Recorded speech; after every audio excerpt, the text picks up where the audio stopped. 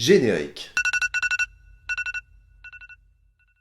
Bonjour à tous et bienvenue dans La Flemme, on est aujourd'hui le jeudi 21 décembre et c'est la Saint-Théophile. Alors aujourd'hui c'est un épisode spécial parce que c'est un sujet tout particulier qui m'a tué la première fois que je l'ai vu. Hier, 20 décembre, c'était l'anniversaire de la disparition de Carl Sagan. Mais qui était Carl Sagan, vous allez me dire? Carl Sagan, c'est un scientifique qui avait compris que nous, les gens normaux, on avait du mal à appréhender le temps. On avait du mal à comprendre l'immensité du temps qui nous sépare de certains événements importants. Par exemple, sur cette frise chronologique, on a l'invention d'Internet ici, la chute dans l'Empire romain ici, et là, la construction des pyramides. Et quand on commence à se poser ce genre de questions, la dernière question c'est: qu'en est-il des échelles de temps depuis le Big Bang? C'est alors que ce bon vieux Carl Sagan avait compris qu'il fallait tout mettre à l'échelle pour essayer de synthétiser tout ça un petit peu. Et il a eu l'idée géniale en 1977 de publier le calendrier cosmique. Le principe du calendrier cosmique, c'est que le 1er janvier à 0h00 c'est le Big Bang et que le 31 décembre à minuit c'est maintenant. Ce qui permet à tout le monde de comprendre hyper simplement la chronologie de notre monde. Mais avant de survoler ce calendrier cosmique, il faut revoir un fondamental. Nous, on est sur la Terre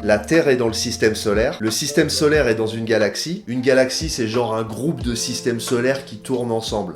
À peu près. Tout ça au milieu de plein de galaxies dans un espace qu'on appelle l'univers. Si t'as pas compris, tu repasses ce que je viens de te dire. Et si une fois que t'as repassé tout ça, t'as toujours pas compris, bah je peux rien faire pour toi en fait. J'ai simplifié pour un gamin de 5 ans. À un moment donné, faut faire un effort aussi. Le 1er janvier à 0h00, c'était le Big Bang il y a 13,8 milliards d'années. Le Big Bang, c'est tu prends toute la matière de l'univers, donc la Terre, tu la comprimes, le système solaire, tu le comprimes, toutes les galaxies de l'univers, tu les comprimes dans un truc qui est gros comme une boule de pétanque. Je sais pas quelle taille ça faisait en vrai, je suis pas scientifique, mais c'est pour le principe. Tout est dans la boule comme ça, mais il y a tellement de matière, tellement d'énergie que d'un seul coup, boum, ça explose. Et ça s'appelle le Big Bang. Big Bang en français, gros boom. Et suite à cette explosion, toute la matière s'éparpille dans un espace qu'on appelle l'univers. Et c'est à partir de ce moment-là où on rentre dans un toboggan de temps, je vais t'avouer que j'étais pas prêt. Si on part du principe que le Big Bang c'est le 1er janvier, il faudra attendre jusqu'à mi-mars pour que notre galaxie soit créée. Et à ce moment-là, c'est pas du tout la galaxie qu'on connaît en ce moment, hein. C'est les ténèbres, il fait chaud sa mère, c'est un bordel, c'est n'importe quoi. Pour qu'il fasse un peu plus froid et que tout ça, ça prenne forme, il faut attendre le 1er septembre pour voir apparaître le soleil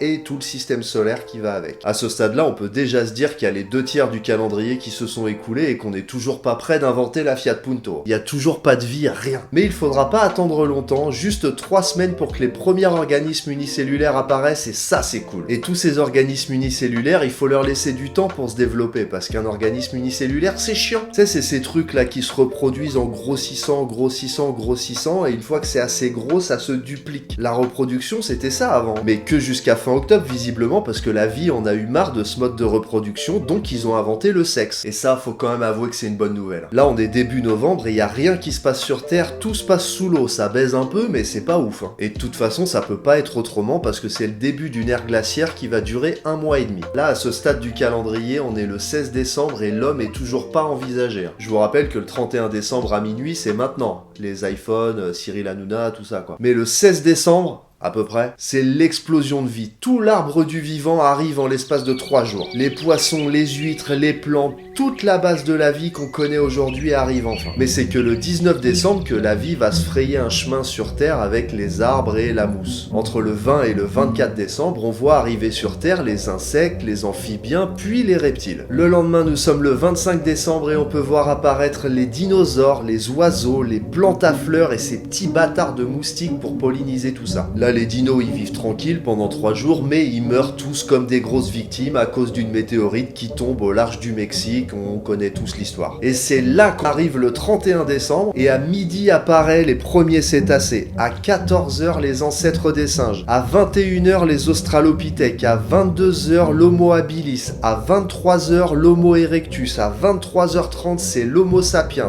à 23h54 nos ancêtres quittent l'Afrique pour envahir le reste des continents en seulement 4 minutes. À 23h58, c'est les premières sculptures et les premières peintures. Je vous rappelle qu'il reste plus qu'une minute dans notre calendrier. À 23h59 et 20 secondes, les premiers hommes peignent les grottes de Lascaux. À 23h59 et 30 secondes, c'est l'invention de l'agriculture. Il est 23h59 et 47 secondes quand a été inventée l'écriture et on apprend à fondre le métal. 3 secondes plus tard, on construit les pyramides de Gizeh. Plus que 7 secondes avant aujourd'hui et on bâtit des cités telles que Rome et Athènes. Plus que 5 secondes et c'est la démocratie en Grèce et le christianisme en France. L'Empire romain est flamboyant de ouf. Mais une seconde plus tard, c'est fini. Plus qu'une seconde là où se tient toute l'époque moderne, les révolutions, qu'elles soient politiques, spirituelles, sans oublier la révolution industrielle. Et c'est dans ce dernier quart de seconde où on a eu 2 guerres mondiales, la bombe d'Hiroshima, l'informatique, les satellites, les compétitions sportives, le moteur à explosion, on a même construit des objets qui volent, putain. La découverte de Toutankhamon, la télévision, Internet, la Jordan 1, les Simpsons, le Hellfest, la fin du Morning Live, la création de la chaîne YouTube, la TAS TV où tu devrais t'abonner.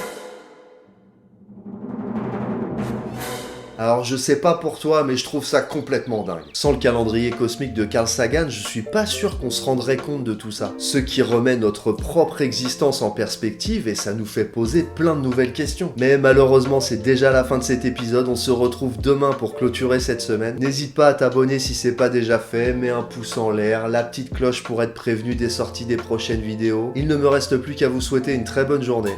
À demain.